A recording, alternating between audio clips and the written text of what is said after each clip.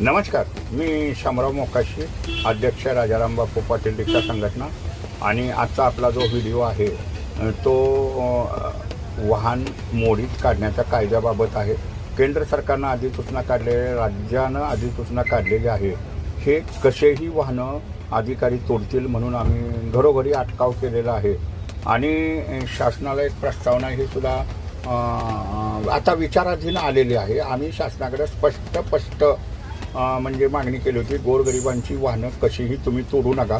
हे शासनाचे अधिकारी, बाकीचे हे वाहन विक्रेते आणि किती दलाल लोक बी कशाही गाड्या बिनकायदा करता तोडतात.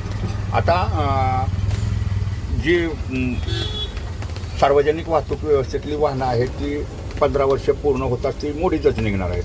पण खाजगी जी वाहनं आहेत त्यांना 15 वर्षानंतर रिटेस्ट घ्यावी लागणार आहे. मग आता ह्याच्यात काय 25 वर्षाची वाहनं आहेत, 30 वर्षाची बी वाहनं आहेत, 20 वर्षाची बी आहेत. सर्वसाधारणपणे मोटरसायकली तर 16, 17, 18 वर्षाचे झालेले आहेत तशाच बेकायदेशीर धावतात आणि हे ऑनलाईननं आरशी कॅन्सल होतात आणि टू व्हीलरच्या झालेले बी आहेत. ते आपल्याला आता हे कायदे माहिती नसतात, आपण ऑनलाईन चालत नाही, त्यांचे रजिस्ट्रेशन कॅन्सल झालेले. मग ती जर आरशी पुनर्जीवित करायचं म्हणलं तर पुन्हा रिटेस्टचा त्याच्यात एक सुविधा आहे, तर ते 5 वर्ष गाडी पुन्हा चालू शकते. तर आम्ही शासनाला एक प्रस्तावना दिलेली होती, तिला हिरवा कंदील मिळालेला आहे. आणि तसा आपण यूट्यूबला बी व्हिडिओ टाकलेला आहे.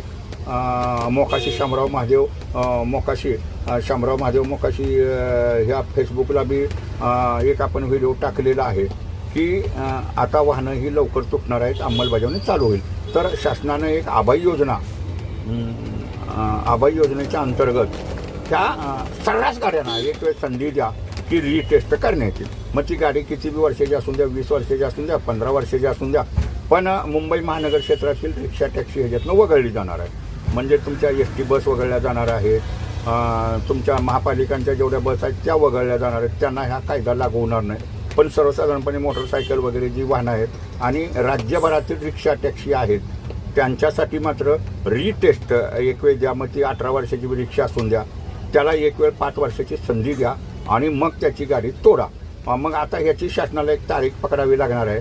तर ती तारीख त्या प्रस्तावनेत अशी आहे, 31 मार्च 2025 रोजी ज्या वाहनांचं मूळ नोंदणी दिनांकापासून 15 वर्ष वय झालेलं आहे त्यांना सर्रासपणे आबाई योजनेत तुम्ही सामील करा, त्यांची फी घ्या आणि सर्व गाड्या त्या 3 महिन्यात रिटेस्ट करा की आणि त्यांना 5 वर्ष द्या, अशी आपण प्रस्तावना आहे. तर प्रत्येकानं स्क्रॅपिंग ॲक्ट आता लागू होत आहे.